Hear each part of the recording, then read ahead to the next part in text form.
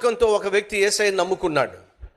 యేసయ్యను నమ్ముకున్న తరువాత అతనికి తెలిసింది ఏమిటయ్యా అంటే, యేసు నమ్ముకోక మునుపు ఎన్ని సమస్యలు ఉన్నాయో, యేసు నమ్ముకున్న తర్వాత కూడా అన్నే సమస్యలు ఉన్నాయి. ఇప్పుడు ఎవరో వచ్చి అడిగారట, ఒరే యేసయ్యను నమ్ముకుంటే కష్టాలుండో, నష్టాలుండో, ఇరుకు ఇబ్బందులుండో, వ్యాధి బాధలుండో అని చెప్పి నువ్వు నమ్మి యేసయ్యను నువ్వు విశ్వసించావు కదరా, మరి యేసయ్యను నమ్మక ముందు ఉన్న కష్టాలే యేసయ్యను నమ్ముకున్న తర్వాత కూడా నువ్వు ఎదుర్కొంటున్నావు కదరా, తేడా ఏమిటిరా అని అంటే, అప్పుడు వాడు చెప్పింది ఏంటంటే, తేడా నాకు అర్థమైంది అన్నాడట. ఏమిటి తేడా?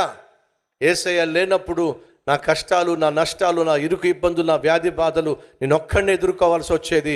ఇప్పుడు యేసుని నమ్ముకున్న తర్వాత నాకున్న కష్టాల్లో, నాకున్న వ్యాధి బాధల్లో నాతో పాటు యేసు కూడా ఆ సమస్యలను ఎదుర్కొంటున్నాడు.